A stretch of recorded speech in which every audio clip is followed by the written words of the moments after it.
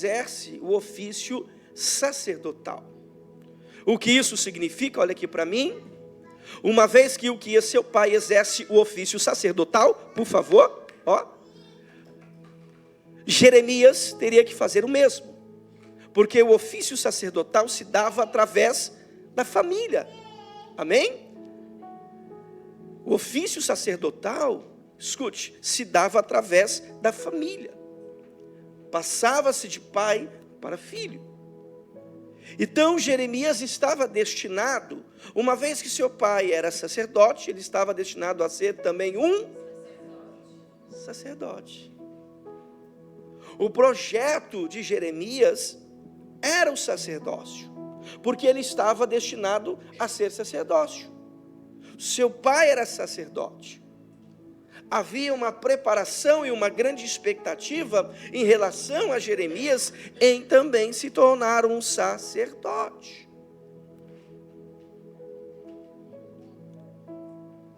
Só que, olha o que está escrito no verso de número 4. Olha aqui para mim, verso de número 4, isso. Verso de número 4, isso. Olha o que diz o texto, A palavra do Senhor veio a mim, dizendo: antes de formá-lo no ventre materno, eu já te conhecia. Diga para alguém: antes de você nascer, Deus já te conhecia. Uau, uau. Então, antes de você nascer, Deus já te conhecia. Deus já tinha um plano para a tua vida. Então você não é fruto do acaso. Você não está aqui porque houve um erro de tabelinha da sua mãe. Você não está aqui porque caiu de paraquedas. Não. Você está aqui porque o Senhor quer que você esteja. Você está aqui porque existe um plano, um projeto de Deus para a tua vida. Antes de você nascer, Deus já te conhecia. É exatamente essas palavras que Deus diz a Jeremias: antes de formá-lo no ventre de sua mãe, eu já te conhecia. E olha só, eu consagrei, ou seja, eu separei, e te constituí profeta. Veja que Jeremias estava destinado a ser um... Não. Vou dizer de novo, que você cochilou aí. Jeremias estava destinado a ser um... O plano do homem é que Jeremias fosse um... E quantas vezes nós deixamos de viver o plano de Deus para viver o plano do homem? Quantas vezes nós deixamos de viver o plano que Deus tem para a nossa vida para viver plano familiar, para atender uma expectativa? Eu me lembro que quando eu estava crescendo, e aquela fase da vida que me é perguntado: o que você vai fazer quando crescer? A expectativa que a minha família tinha de mim, sabe qual é? Que eu seguisse a carreira militar do meu avô. Então havia uma expectativa em relação à minha família quanto a mim, de que eu seguiria a mesma profissão, a mesma carreira do meu avô, que era militar. Então, eu passei por algum momento da minha vida querendo viver não um plano de Deus, mas o plano da minha família. A expectativa que eu tinha não era algo que o próprio Deus tinha para mim, até porque eu não conhecia até então. O plano que eu tinha era viver um sonho, um projeto que não era meu, mas era da minha família. E para atender a expectativa da minha família, eu tinha que ir para o exército. E aí eu fui me inscrever no 38º Batalhão de Infantaria Motorizada de Lins, para ingressar na carreira militar. E aí sabe o que aconteceu? Me frustrei. Não deu certo. Eu achava que era para mim, porque eu cresci com essa expectativa. Você vai, entendeu? Nenhum dos netos seguiu a carreira militar do seu avô, você vai seguir. Olha, teu avô vai ficar orgulhoso, porque o Marcos seguiu a carreira militar. Viu que às vezes, por isso que eu sou meio militar assim? E aí, imagina a frustração que não seria se tivesse dado certo. Não era o que Deus tinha para mim. Não era. Era uma expectativa da minha família. Era um sonho de outro, não meu. E quantas pessoas têm vivido sonhos de outros e não têm vivido os sonhos do próprio Deus para a vida dela? Quantas pessoas estão em lugares e realizando coisas que você nunca sonhou, nunca desejou, e você só está fazendo para suprir uma expectativa que não é sua.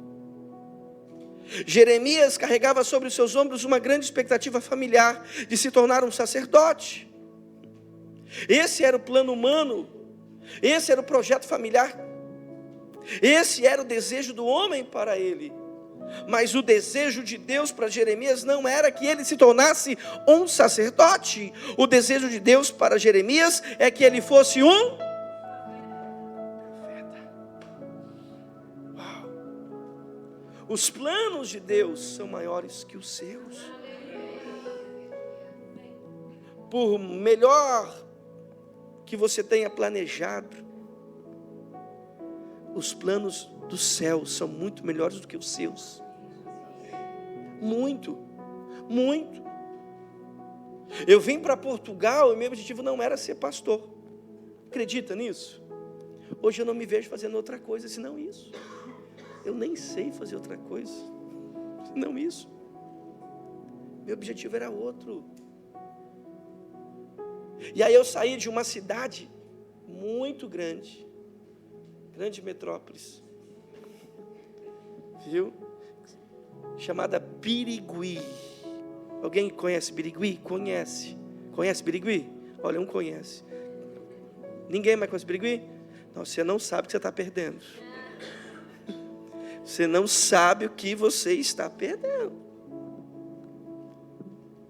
E aí imagina, eu saí de Birigui com uma expectativa de me tornar algo, ou realizar algo.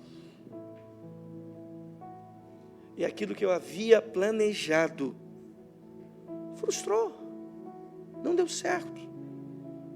E graças a Deus por isso, porque senão eu tinha voltado para essa grande metrópolis chamada Birigui. Sabe que Birigui é o nome de um mosquito. Você vê que a cidade é uma cidade importante, é uma cidade boa. Se o nome da cidade é o nome de mosquito, imagino que não deve ter lá. Já pensou? Muito mosquito. Muitas melgas.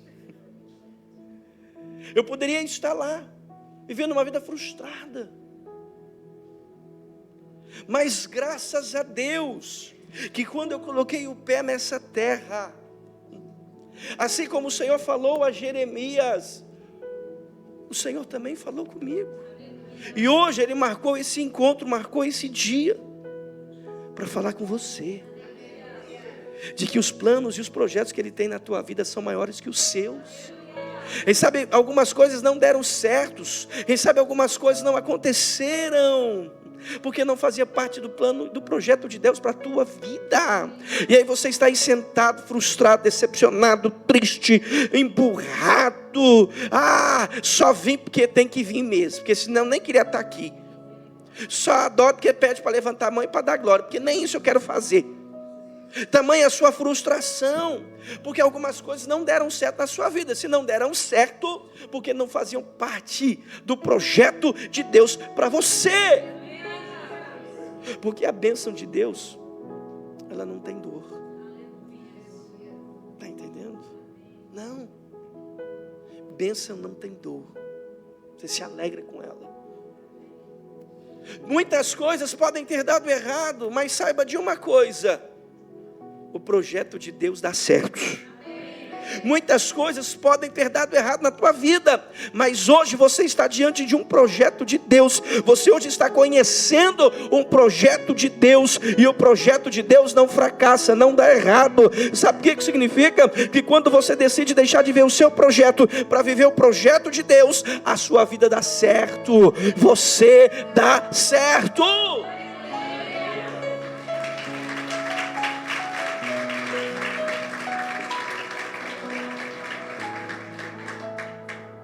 Deus não criou você para dar errado. Deus criou você.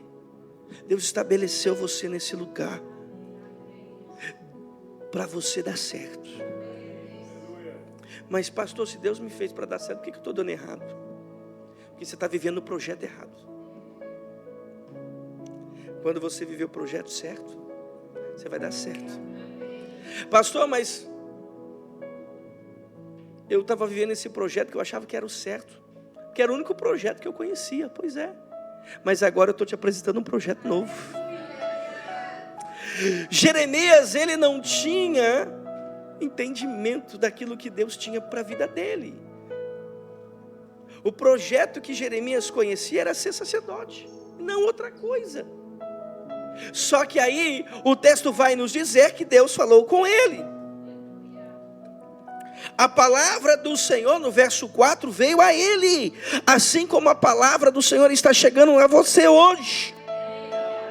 E a palavra vem dizendo: antes de formá-lo no ventre materno eu já te conhecia, antes de nascer eu te consagrei e constituí profeta às... Jeremias, o que eu tenho para fazer através da tua vida é muito grande. O impacto daquilo que eu vou fazer através de você não vai estar num ambiente, não vai estar em quatro paredes, nem mesmo em uma cidade, mas as nações. As nações.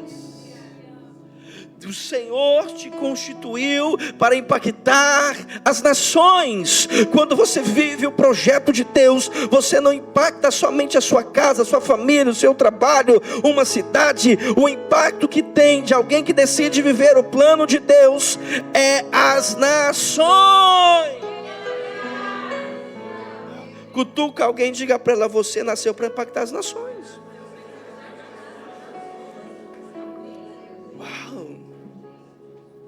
Pastor, mas espera aí, pastor, me explica como é que é esse negócio aí. Como é que eu vou impactar as nações, pastor? Eu moro naquele quarto apertadinho. Eu não é? Pastor, eu vou impactar as nações como? Me explica aí, ó, desenha para mim. Hoje em dia, meu irmão, para você impactar uma nação, você não precisa ir até a nação que você está impactando. Hoje nós estamos vivendo num mundo globalizado. Tem gente, escute, que quando você no começo do mês vai lá naquele restaurante, posta aquela abóbora com camarão, como é que chama aquilo? Bobó de camarão. Até hoje eu não comi esse bobó de camarão. Eu pedi para o pessoal falar como é que chama, só para ver se sabe fazer, sabe? É que rola um convite aí, né, pastora? Descobri. Até hoje eu tô bobó de camarão. E tem um negócio que cada estado diz que é melhor que o outro. Tem um negócio assim. Tem que experimentar de todos para saber qual que é o melhor. Aí você põe aquela foto. Aí só sua casa, sua família vê aquilo. Você está em Portugal, tem gente lá no interior, que está vendo: olha, eu vi comer o bobó de camarão hoje. Está entendendo? Não é? Aí você posta, uma foto que você está no culto, hoje vem adorar a Deus. Posta um depoimento que Deus falou com você. Você vai impactar só as pessoas da sua casa? Você vai impactar quem? Hoje a internet é o mundo. dentro de um telemóvel. Amém? Você gera impacto. Muitas pessoas que hoje geram impacto no mundo todo, nem da cidade saiu. Porque hoje não é necessário você ir às nações para impactar as nações. As nações, elas vêm até você, porque hoje nós estamos vivendo um tempo de globalização. A internet faz isso. Tem muitas pessoas sendo impactadas agora, através do canal do YouTube. Muitos testemunhos. Tem lugares no Brasil, em outros países do mundo, que eu nunca pisei os pés, mas que a palavra transmitida através da minha vida está gerando impacto, está transformando cidade, famílias, lugares. Então você nasceu para impactar essa geração. Você já nasceu para impactar nações. Por isso que você precisa se posicionar em viver não seus planos, não os planos do homem, mas viver os planos de Deus, porque quando você vive os planos de Deus, você gera impacto. Você gera impacto. Jeremias está recebendo do próprio Deus o seu projeto de vida. Perguntei para alguém: vocês conhecem qual é o seu projeto de vida? Quando eu falo o seu, é o de Deus para você, não é o seu que você criou. Porque tem gente que cria projeto para tudo, menos não busca o projeto de Deus para a vida dela. Diante desta palavra do próprio Deus dizendo que Jeremias não foi chamado para ser sacerdócio, embora sua família era sacerdotal, mas sim para profeta às nações, ele poderia ficar impactado, ele poderia ficar alegre, feliz. Tamanha revelação. Uau! Mas olha a reação dele. Verso 6. Olha o que ele vai dizer aqui no texto. Então disse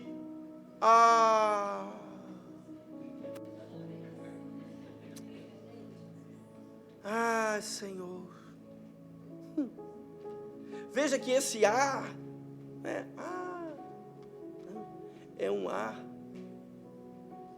de alguém que está prestes a fazer aquilo que dificilmente nós fazemos. Olha para o texto. Continua. Eis que eu não sei. Viu que esse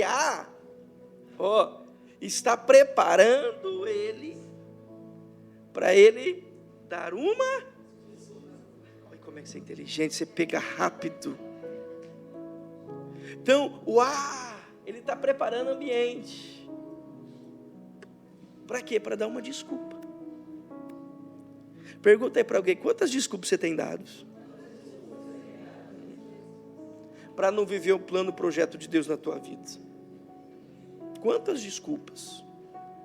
Ele diz: eu não sei falar. Mas eu sou tão ruim para falar. Esse negócio de falar em público. Esse negócio aí, olha, não é para mim não, nunca fiz. Eu não sei falar, porque não passo de uma. Eu tenho pouca idade. Eu ainda não cheguei agora na fé. Estou vindo agora para o culto. Entendeu? Não, eu ainda sou um bebê. Nem criança. Eu sou um bebê. Quantas pessoas dão desculpa por conta da sua idade? Ou porque se acham despreparados, ou porque se acham muito nova, muito jovem, ou porque diz assim: para mim já passou o tempo. Então você morreu. O tempo passou. Rapaz, para mim o tempo não passou não. Eu estou vivo, o tempo continua. Eu já não tenho mais idade para isso. Desculpa. Abraão saiu de Ur dos Caldeus com 74 anos para viver o propósito de Deus. Porque o propósito do homem é ele dar continuidade àquilo que o pai dele fazia. O que o pai fazia, construía postes ídolos. Mas ele decidiu quebrar a tradição familiar para viver aquilo que Deus tinha para a vida dele. E quando Deus o chamou, ele não disse, ele não deu desculpa. Mas sabe o que é? Eu viver algo grande, impactar nações. através da minha vida, sim. Eu nem estudo tenho, pastor, não tenho conhecimento, não tenho informação. Nem isso você pode dizer, porque nós temos que empreender Cascais. Não tem desculpa. Não tem desculpa. Não tem. Então veja que Jeremias, ele começa a dar. Pergunta aí para alguém, já deu alguma desculpa para Deus hoje?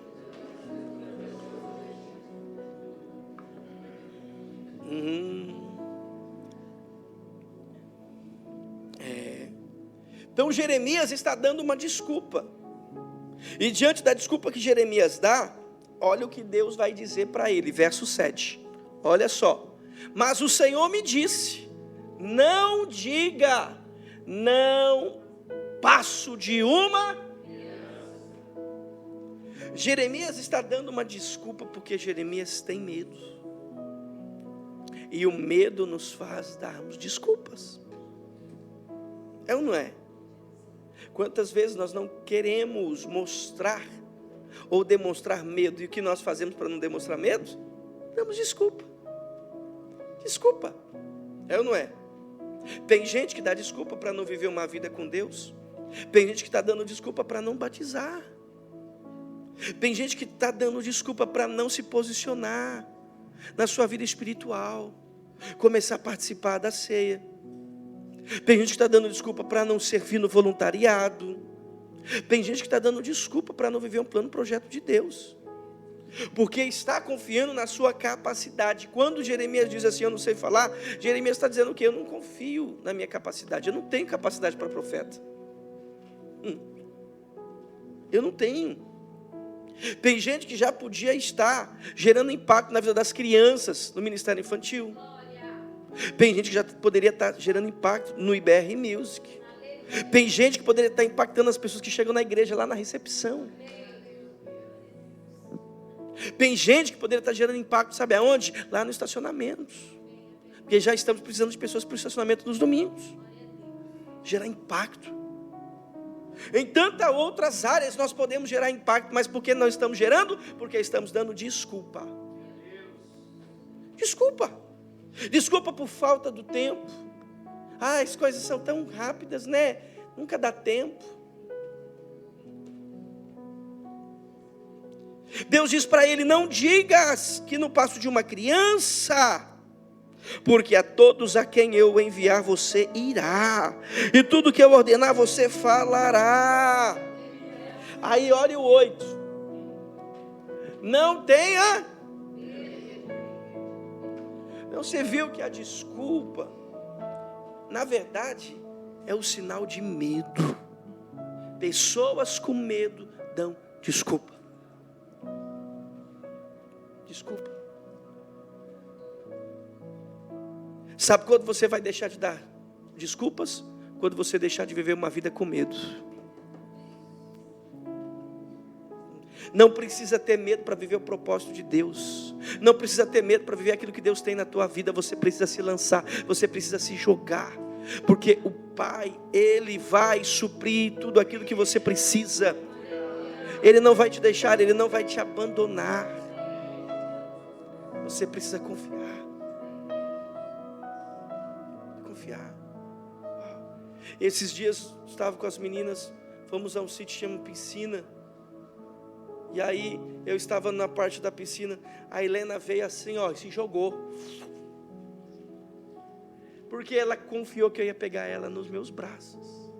E aí quando eu vi aquilo eu falei, uau, é assim que Deus quer, que a gente se jogue nos braços dele, porque Ele não vai nos deixar afundar.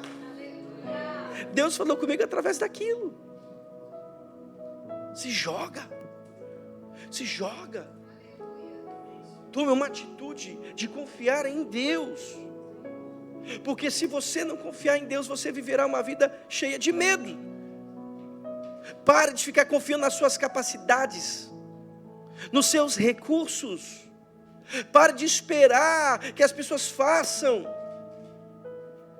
Dê o primeiro passo. Você. Para viver tudo aquilo que Deus quer que você viva. Deus diz, não tenha medo de ninguém, porque eu estou com você para livrá-lo, diz o Senhor. Olha o 9. Depois o Senhor estendeu a... Então veja que Jeremias está com medo de viver um projeto de Deus na vida dele. E como que o próprio Deus faz para poder mudar essa situação na vida de Jeremias e fazer ele romper com medo? Primeiro, falando. Amém? Diga para alguém, Jesus já está falando com você. Aí agora, depois que Jesus falou, o texto diz que ele estendeu a mão. Diga para a pessoa, Jesus está estendendo a mão na tua vida hoje.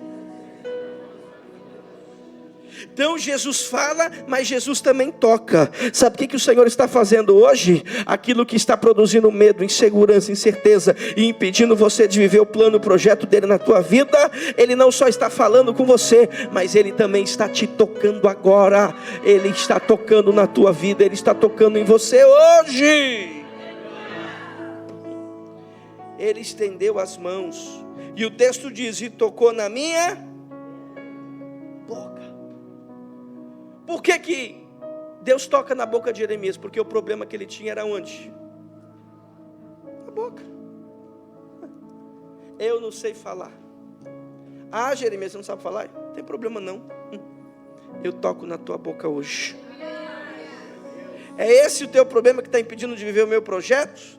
Para que você viva o meu projeto, eu toco naquilo que para você é problema, para você é limitação. Aleluias. Jesus está tocando em áreas da tua vida que estavam travadas, limitadas, bloqueadas. Jesus está tocando em áreas da tua vida que você diz, eu não posso por causa disso, eu não posso por conta daquilo. Ei, Jesus está tocando nessa situação que gera bloqueio. Jesus está tocando nessa situação que gera impossibilidade, porque tudo é possível para aquele que crê. Jesus está tocando, Jesus está tocando. O problema é na boca, Jesus está tocando. O problema é falta de recurso, ei, Jesus está liberando.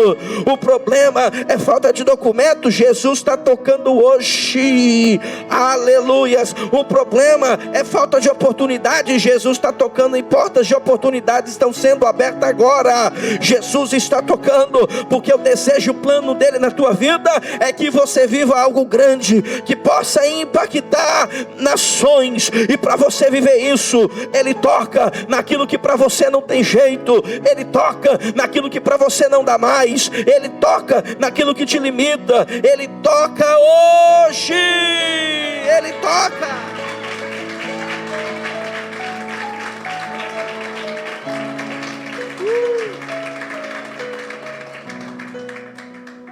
Aleluias.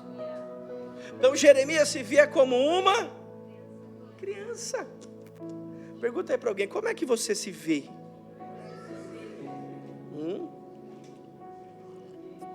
Porque tem gente que se vê como uma criança. Diga para alguém, você já não é mais uma criança. As crianças estão aonde? Lá na salinha. Então para de se comportar como criança. E tem adulto que se comporta como criança, já viu? É estranho, não é? Já viu? Tem um pessoal aí que dependendo da idade, parece que ela retrocede, né? Entendeu? Às vezes eu vejo aí uns senhores aí usando umas roupas assim meio infantilizadas. Eu sei como, chega uma idade, você também, né? Descer abaixo também, né? Tem que se arrumar, tem que, né? Mas também não vamos infantilizar. Já vi algumas mulheres que se vestia mais infantil do que a própria filha. Verdade, já vi.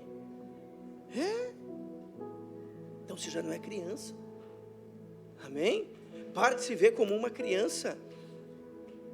Deus não te vê assim.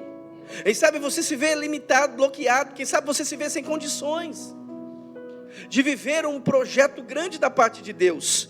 Mas a forma que você se vê é diferente da forma que Deus te vê. Deus te vê diferentemente de você mesmo. E olha como é que Deus vê Jeremias, verso 18, para mim encerrar. Verso 18: quanto a mim, eis que hoje ponho você por cidade.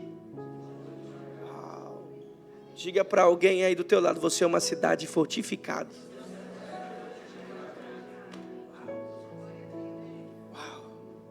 Então você não é fraca, não é fraco, viu?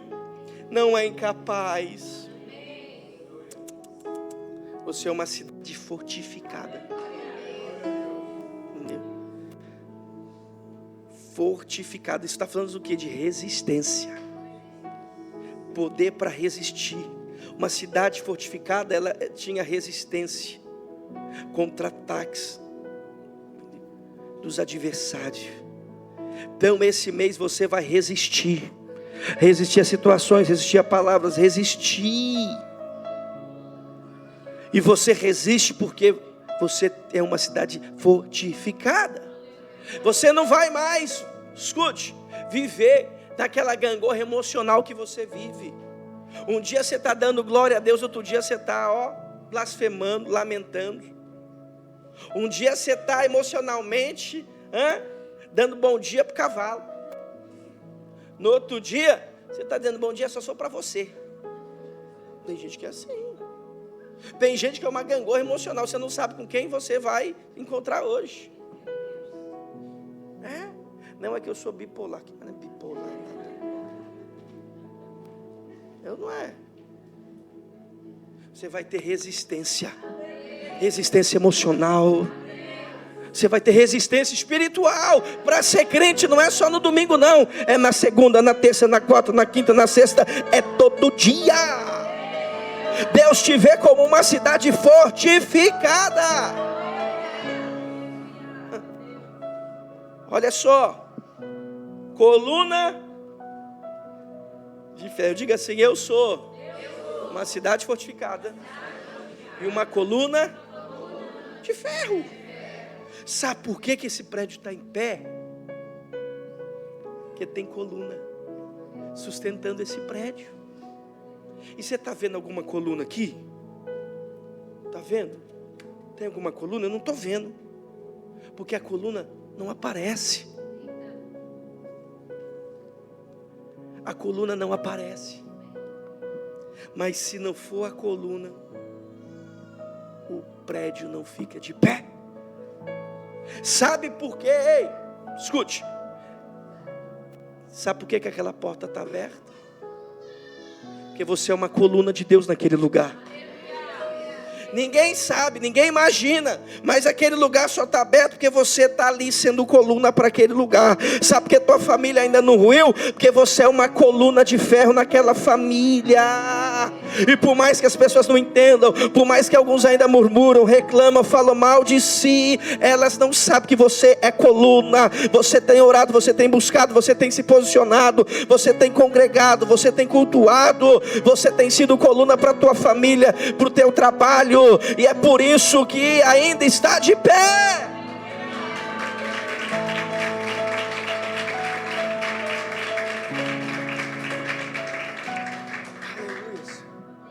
Não precisa mostrar, não. Está entendendo? Não precisa aparecer, não. Porque Pedro diz assim: se não fosse eu nessa casa, essa casa está de pé. Não, coluna não aparece. Diga para alguém: para de querer se aparecer. Coluna não aparece não, meu irmão. Não aparece. Mas se não for ela, nada fica em pé. Você é coluna. E por muralha de contra todo o país. Muralha de bronze. Bronze. Você é uma muralha. Ou seja, impenetrável. Uau, impenetrável. Aleluias. Impenetrável. Diga assim comigo: eu sou uma cidade fortificada, uma coluna de ferro e uma muralha de bronze. Você crê nisso? Aleluias. Olha o 19 e eu termino. Senão eu vou parecer aqueles pregadores que nunca terminam, né? Eles lutarão contra você, mas não conseguirão derrotá-los, porque eu estou com você para livrá-lo, diz o Senhor. Você não é mais uma criança. Você é uma coluna de ferro, você é uma cidade fortificada, você é uma muralha de bronze. Você vai resistir todo ataque do mal sobre a tua vida, sobre a tua casa, sobre a tua família. Não tem desculpas, não tem por que temer, porque o Senhor é contigo, e Ele te chamou para viver coisas grandes. Ele te chamou para viver coisas grandes, que irão impactar a tua vida, tua casa, tua família, teu trabalho, mas também irá gerar impacto para as nações. As nações.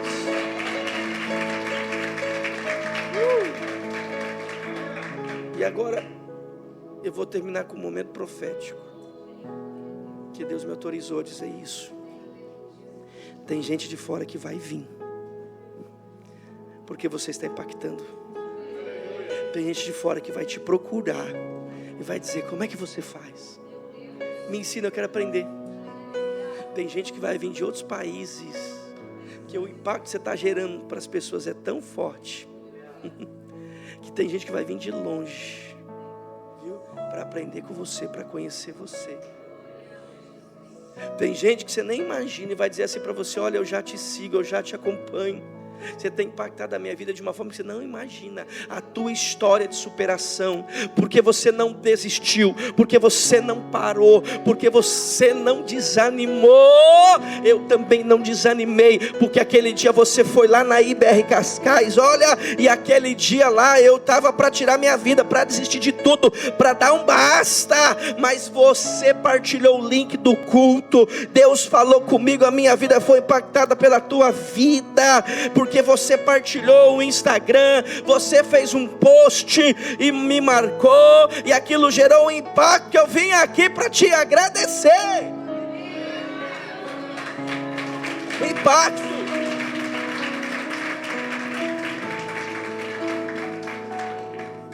Tua vida tem que gerar impacto na vida de outras pessoas.